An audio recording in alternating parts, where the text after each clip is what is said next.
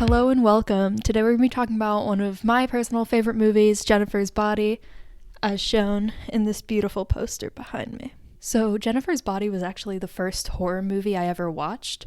I refused to watch horror movies up until the age of 15 probably, because I was so anxious that they were going to make me scared. I didn't really have a reason to be scared of horror movies, but I was so anxious that they would be scary that I just wouldn't watch it.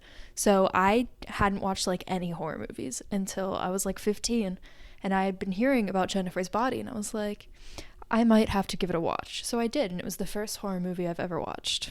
So the movie starts with one of our main characters, Needy, in a mental institution, and in one of the first scenes, she's seen in the cafeteria, and a worker comes up to her and asks her what she had for breakfast, and she says she had some Toastums.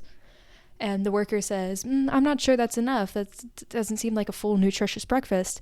And she absolutely kicks the shit out of this worker. It's the most aggressive girl boss kick I've ever seen. And then it's followed by an atrocious spit take where she spits on this woman, and it's green and phlegmy, and it's atrocious. That scene, every time I watch it, makes me cringe. I hate the spit. So then Needy tells us that we're going to be flashing back to how she got to where she is now. Love a good flashback. So in the first part of the movie, we're introduced to the main slate of characters. We have Needy. She's kind of a nerdy girl next door, reserved type. Then we have Jennifer, who's a girly girl. She's super popular. She's super hot. Everyone wants to know her or be with her. And for some reason, they made her a flag twirler, not a cheerleader. And no offense to flag twirlers. I love you guys.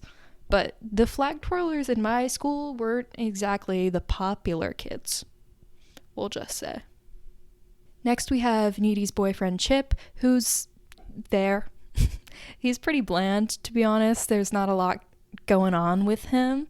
He's just kind of Needy's boyfriend. He's a little clingy. He's a little possessive about their friendship and a little weird. But he's not a bad guy, he's just there. And when they're introducing Jennifer, they show her twirling her little flag at a pep rally. And this girl leans over to Needy and goes, "You're totally lesbian gay for her." Red to filth, honestly. So the main plot of the story starts when Needy and Jennifer go to a bar and see this band called Low Shoulder play there. And when Needy is getting ready with Chip, she puts on this black long sleeve shirt with a little tank top on top and some low-rise jeans, and she goes, "This is my rock look." And I'm sorry, Needy baby, I love you. That is not a rock look. Anyways, Needy and Jennifer go to the bar. They're getting ready to see the band play, and then Chris Pratt shows up. So Chris Pratt's only in this movie for literally this one scene. He shows up, he drops the F slur, and then just gets on out of there. Also, the subtitles on the movie when I watched it the last time were trying to gaslight me. They were telling me that Chris Pratt's character said Faygo, the soda brand. I know what he said. Don't kid with me. So they watch Low Shoulder perform their song Through the Trees, which that's implanted in my memory. That song, they play it so many times, and it kind of goes crazy.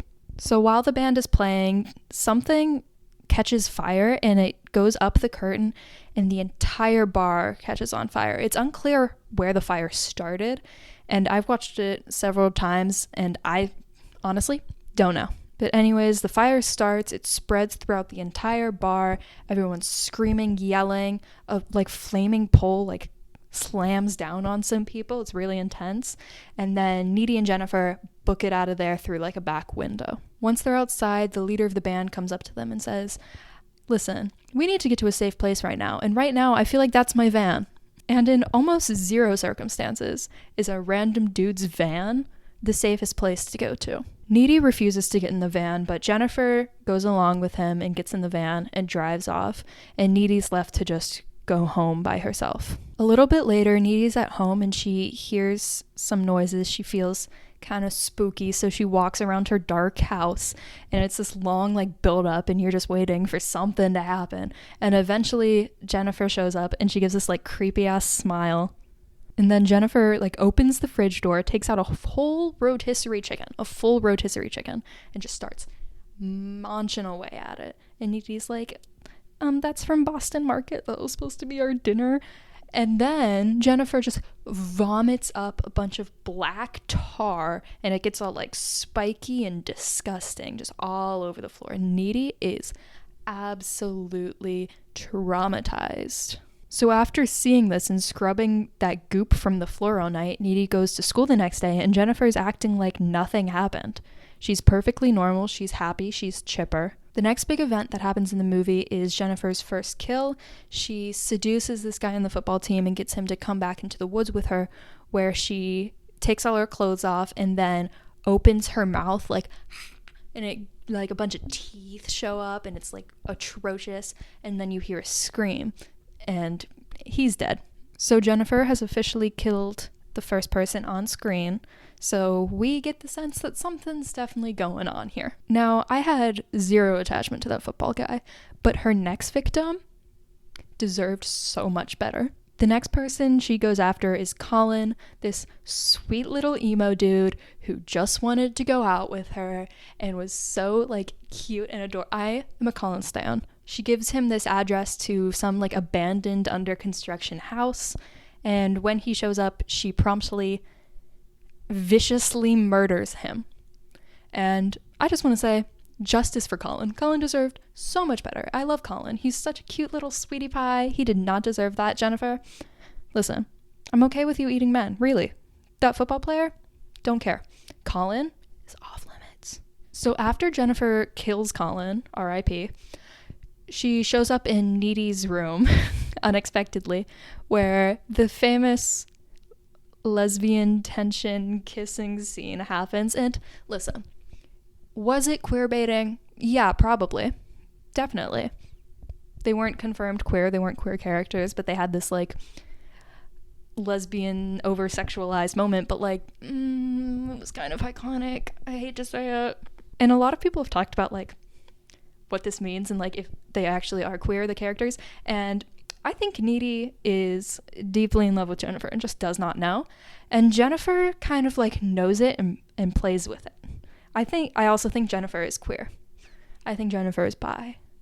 But I think with Needy, it's more of a manipulation tactic than it is anything. But I think Needy is in denial in the closet and has this attraction to Jennifer that she doesn't know what to do with.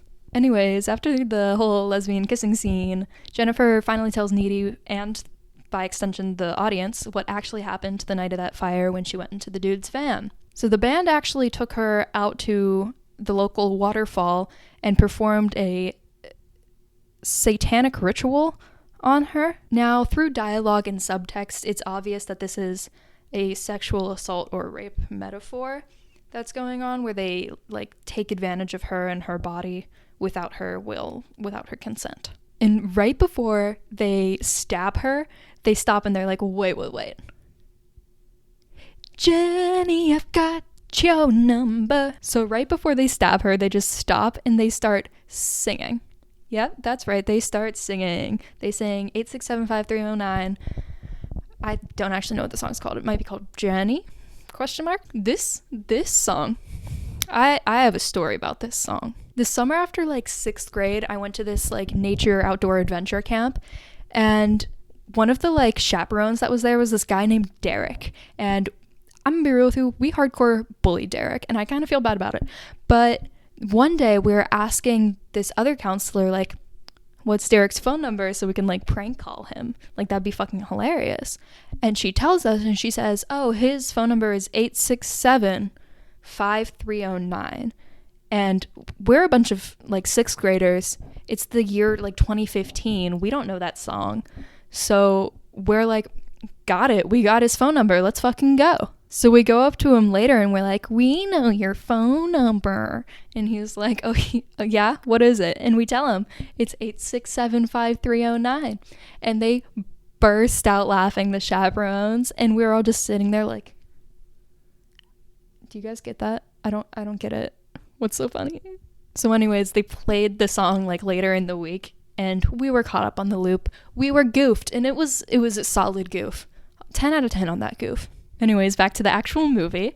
After Needy learns what happened to Jennifer, there's this great like little research montage, like an occult research montage. It's giving Twilight. And during this montage, Needy finds out that Jennifer is a succubus, which is not a vampire. One of my friends had an adamant conversation with her boyfriend about how she's not a vampire, she's a succubus. So the whole plot kind of culminates at homecoming, where Needy tells her boyfriend Chip not to go to homecoming, but he does anyways, so does she, and so does Jennifer. Anyways, on the way to homecoming, Chip is like intercepted by Jennifer, who lures him into this abandoned pool that's nearby. Why is that there? It's a really cool set though, so I can't complain that much. But while there, she's like, Needy was actually cheating on you with Colin. Lies. Needy would never. I protect my girl, Needy. Meanwhile, Needy's at the homecoming dance, and she senses that something's off. So she leaves, she runs them down, and when she finds them, she sees Jennifer biting at Chip's neck, and he's like pretty much dead at this point.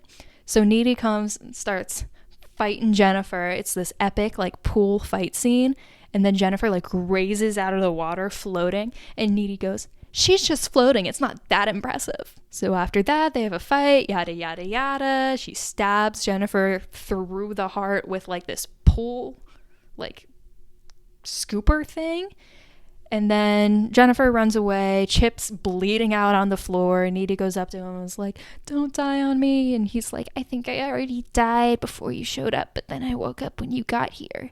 Shut the fuck up, Chip. Nobody likes you. That was a little harsh. I'm sorry, Chip.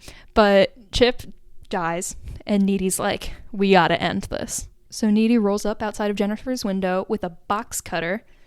She breaks into Jennifer's room and just goes at her on the bed. But Jennifer, with her succubus powers, like floats up off of the bed. And in a moment of inspiration, Needy realizes she needs to yank Jennifer's friendship necklace off. Jennifer falls back on the bed. Needy falls on top of her with this box cutter and slams it right through her heart. And then Jennifer's final words are, my tit.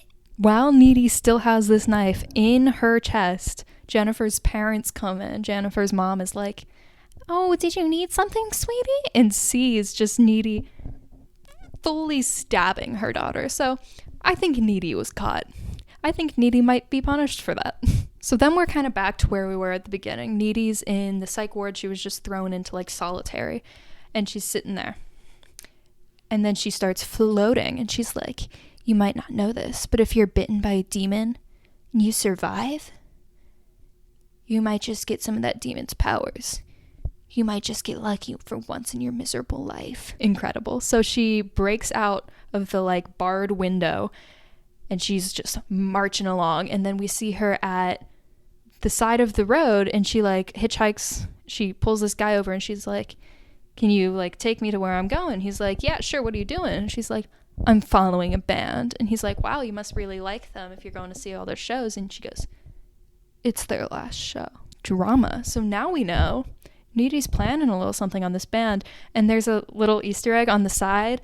There's a road sign, and it says Low Shoulder on it, which is the name of the band, but it's also the road has a low shoulder. You get it? Yeah, it's funny. That's the like end of the movie. It cuts to credits, but then during the credits, it shows this like montage of the band like in their hotel room having fun, doing the like rock and roll, sex and drugs shit, and then all of a sudden it turns bloody. You see blood everywhere. It's an absolute crime scene, and then we see Needy leaving in like a security camera, and honestly, good for her. I hope she got away with it. So that's basically the whole movie, but now I want to go through some of my fashion bops and flops from this movie, because there are some highs and there are some lows. So my first fashion bop is the iconic Jennifer heart jacket, the like little pink Juicy Couture tracksuit jacket she has with the red hearts on it. So good. Bop number 2 is Jennifer's homecoming dress. It's iconic. It's like the costume you think about when you think of Jennifer's body. It's what she's wearing in this poster behind me. It's just so good. Going on to the flops is Needy's homecoming dress. Now, I get what they were going for, and I think they were going for it to be ugly, but I will say they got there because it is ugly. It gives very 80s nerd homecoming vibes, and it fits with her character, but I would be remiss if I did not mention how ugly that goddamn dress was. Another fashion flop that I have that might be controversial is Jennifer's puffer jacket during the whole bar fire scene. I've never gotten the puffer jacket fad. I think it looks kind of stupid, but Jennifer slayed so many times, she's allowed to have one flop. And my final fashion flop is the ugly ass flag twirler uniform that they made Jennifer wear. Why is it so ugly? When I looked up the uniform, there were photos of Megan Fox in like a slightly different flag uniform that must have been from like promo pics or something. And that one is just so much better. Why didn't they use that one? Why'd they have to use the ugly one?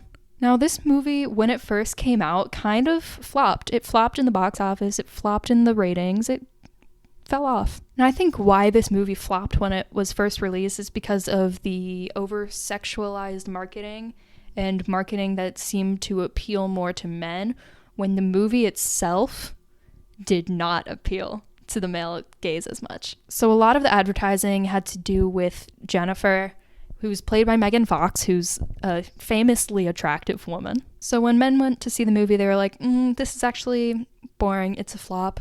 Bad ratings.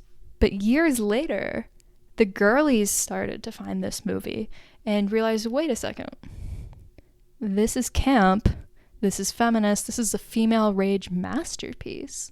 So once the narrative around this movie shifted from like men trying to watch it as like this like sexy horror film to like a more female and queer audience watching it as a campy like satirical fun film, it got a lot more appreciated in the public view. And now it's a classic queer film that like I think everyone should watch because it's just so good.